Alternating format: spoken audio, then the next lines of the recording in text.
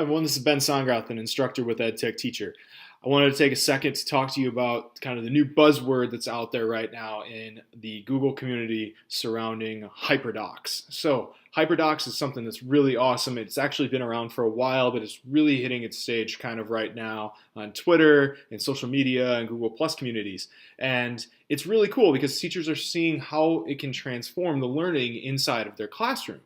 The word HyperDoc sounds like something really complex to a lot of people. They kind of get freaked out by it. They don't maybe understand what it means. But what it is essentially, at its core, is inserting hyperlinks into a Google document, hence HyperDoc. But it's more than just putting links to outside resources into a document. Okay, it's more important than that. It's allowing students to have an interactive learning experience, which lets them explore content that's outside of just the normal paper and pen textbook or whatever the teacher puts inside of the Google Doc. Okay, they're able to curate digital artifacts and demonstrate what they know, think, feel, and understand inside of a Google document. Okay, so it's really bringing in all these different collaborative pieces into a Google Doc. So it's expanding on that concept. So it's going outside of the box a little bit. So it's not just using Google Docs as a word processor, but it's using it as a curation tool. Okay, so we want to also understand that it's not just Google Docs. Okay, you can use other Google apps in the same way. Create hyper slides, hyper drawings, hyper maps even, anything that you can insert links in. The shortcut and the big thing that you can remember when you're looking at creating a HyperDoc is the shortcut Command K or Control K. If you're on a Chromebook or PC, it's Control K. If you're on a Mac, Command K. When you do that, when you highlight something inside of a Google document and you hit Command K, that's your ability to insert a link into that Google Doc. So it's all about the Command or the Control K. So let's look at what a HyperDoc can look like. And right here, I've got an example of one that I would use with my government class on the presidential cabinet, because not a lot of people know what all of these people do. It's an awesome thing to teach inside of government class. So I would make a HyperDoc. This is my template that I'm going to send out to my students. You can get crazy fancy on this if you want to. This is just a very basic example here. But the thing that's neat about it is I do have a couple of hyperlinks inserted, but I'm not going to give them a whole bunch of information. I want my students to add to this. So for this particular assignment, what I want them to do is watch a YouTube video on the White House cabinet. So you can see here right in the middle, I've got this YouTube link that's going to send them out to a YouTube video that's produced by the White House on the cabinet. Then what I want them to do is fill out this table.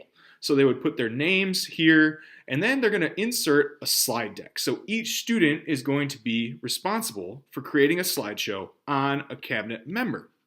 And here are the topics that I need them to fill out inside of that slideshow. So then the third column, what I'm going to ask them to do is create a screencast about their slide deck. And then they can embed that. So after they upload it to YouTube or to Google Drive, they can put their link inside of this third column. Then scrolling down, I would have them look up at the White House website how to get to the other cabinet positions and list them, hyperlink them into this box here. So what's this going to look like? Well, if I open up the one that I've kind of already made, okay, here's my student view. So now what the students have done, you can see here's Avra. She's put her name into the box. Here's the link to her Google Doc, and it loads up, and she had the Department of Education. So this is Avra's information on the Department of Education. Okay, when I go back to that slide deck, I can see I can go down to Tom's. Tom was the Department of State. When we open up this, we can see that he's got his information on the Department of State and who the Secretary of State is. So now we've created this area inside of this Google Doc where students are combining their knowledge and sharing it all inside of one document.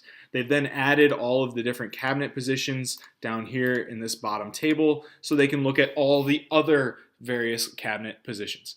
So now that we've got this really awesome HyperDoc, it's important to kind of note just a couple of things as we wrap up.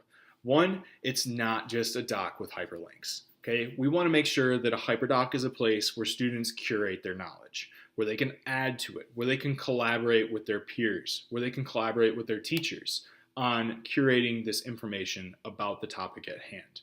We also want to make sure that we encourage reflection inside of a HyperDoc. So we don't just make it an insert here type thing, or just highlight and Command K. We want to make sure they understand the process and how this is helping transform their learning. Lastly, we want to do our best to make sure that we can connect this outside of just the traditional classroom material. So while in this example, I would have them all look up what a presidential cabinet position does, we want to maybe see how that'll affect them in other areas. So what effect is the presidential cabinet pick for the Department of Energy going to have on our science culture moving forward? Okay, so all things like that. In short, HyperDocs are really cool. I think that there's something that really can help students peel back the layers of learning and dig down deep and transform the way they learn using Google Apps in the classroom. So thank you for watching this. I hope you enjoyed it. I hope you came away with something. Now, join EdTech Teacher either this summer at our summer workshops or attend one of our innovation summits. They're an amazing opportunity to learn with some great educators. Thank you for watching. If you have any questions at all, please reach out ben@edtechteacher.org or visit edtechteacher.org for many more great ideas on how to use Google Apps in your classroom.